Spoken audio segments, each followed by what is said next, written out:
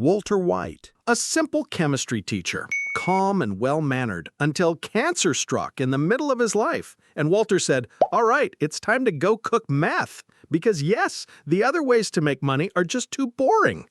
He took on the name Heisenberg, wearing a black hat, taking a deep breath right into the heart of the mafia. At first he said, "It's for my family." But when he saw that sweet cash, he said, "I'll fix my family later." He killed people with the precision of a chemistry equation, without a shred of feeling. Each season, he sank deeper into darkness, until even the FBI feared him. He became the king of drugs without firing a single bullet, but he dropped this line, "I am the danger," and we believed him. Light Yagami, a bookworm kid and arrogant who one day stumbles on a magic notebook. Write the name, die. Now, imagine if you found it. What would you do? Turn it into the cops? Nah, obviously not. Light said, "I'll become the god of a new world." He started with criminals first, but soon enough, anyone who dared to side-eye him ended up on the list too. He talked about justice. Even the devil himself said, "Chill out, bro." With just a name, with just a pen, he shook the world. But he got so full of himself, he thought he could never be wrong. In the end, he didn't become a god, but he became a killer everyone talks about. Morals? Only when it worked in his favor. Homelander. A Homelander. Like Superman, only Superman who never went to therapy. He shows up with a smile and the American flag, but inside he's a ticking time bomb, looking for likes. He won't do squat unless the camera's rolling. Does he save kids? Yeah, if there's a photographer too. In his mind, he's God. Everyone else is just a prop. His enemy is not a foe, but an audience member, clapping with no hands. People fear him but pretend they love him, because if they don't, they die. He's the type who, if he says, "I love you," you better run. Homelander. Heroes kill sometimes. Everyone else, but that's all you do. Tony Montana. With a thick Cuban accent and a gun, he rolled into America to get rich. He declared, "I want the world and everything in it."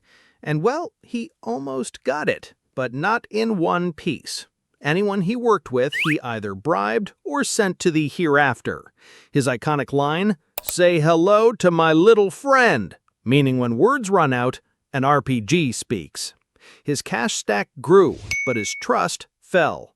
He fell in love, but in every showdown his hand stayed on the trigger. In the end, in a palace filled with cocaine, he went down, but not before he killed half the city. Tony was the man who climbed up from the bottom, but after slipping from the summit, he plummeted back down. Frank Castle, just a family man who wanted to take his wife and kids to the park, but their park became their last park because gangsters attacked. From that day on, Frank decided to become the police, the court, and the jury, but with a Kalashnikov. The Punisher isn't a hero, but he does what criminals fear and even makes traffic cops curse him. Mercy? No. Just pure rage and emotionless eyes. The law doesn't say, "You can't kill," but Frank says, "You don't deserve to live." A war machine without brakes, built for cleansing human scum. He's got the city map in his head, but the map of vengeance in his heart. Tommy Shelby, the man who, with a peaked cap, a steely gaze, and a cigarette dangling, can run all of London. He came back from the war, but it's like he's still taking bullets in his head. A gambler, a politician, a criminal, a poet, all rolled into one. Family's everything to him, but if push comes to shove, he'll sell his own brother for a contract. He doesn't speak, he just stares. Then everyone ends up dead. Politicians take bribes from him, his enemies fear him, and we pinch captions from his Instagram. If he says, "By order of the Peaky Blinders," you know someone's about to get killed or the story's about to get good. Charming? Yeah. Scary? Twice as much. Dexter Morgan. Mornings, he works for the Miami police. Afternoons, he sips a glass of blood, figuratively. And nights, he goes hunting bad guys with his special knife. a lovable psychopath whose only way to keep himself in check is that he must kill killers. If you once accidentally say, "I once killed someone," you might wake up the next day in a plastic room. Instead of the law, he's got a code his dad taught him, like, if you're going to kill, kill the real bad one. Dexter is both a killer and an anti-killer, a walking paradox with a strange smile. There's a monster in his eyes, but in his heart, a bit of conscience, or at least an artistic flair for murder. John Wick. John Wick was a legend in the criminal underworld, but he'd retired to live with the adorable dog his wife left him. Then some idiot decided to kill his dog and steal his car. Yeah, may his soul rest. John came back in a black suit with an ice-cold face and an arsenal. In the first movie alone, he wiped out an army with a pencil. He's the kind of guy that when he takes a step, folks willingly line up to die. He plays by no rules, he only has one line. "You killed my dog, now it's your turn." A polite killer, but if you don't return his greeting, you might get a bullet instead of a hello. Revenge? Nah, that's just the poetry of death itself. Eren Yeager. Eren was just an innocent little kid when he watched his mom get eaten alive. From that day on, he made a vow. All Titans must die. But, surprise, surprise, one day he woke up and found out. Slowly he realized the real enemy wasn't just Titans, but maybe the humans beyond the wall were kinda sus too. He said, "I'll kill you all for peace." Eren's logic is just as twisted as it is lovable. He went from hero to anti-hero with full enthusiasm. Genocide? Yep, but in the name of freedom. He thought he was a savior, while the rest called him a mass murderer. So is he a hero or the final villain? Depends which side of the wall you're standing on. Deadpool. Deadpool? Dude, it's anyone's guess if he's a hero, an anti-hero, or just a crack-up armed to the teeth with a side of mental issues. Clad in red, mouth that never shuts, and guns that never run dry, he leaps into every brawl. He won't die from pain, won't want to die from exhaustion. And being good, the law to him is like a rumor. He hears it, but never takes it seriously. He cracks jokes in the middle of gunfights, laughs while he's offing bad guys, and sometimes he even looks at the camera to chat with the audience. Taking out villains is his idea of a good time.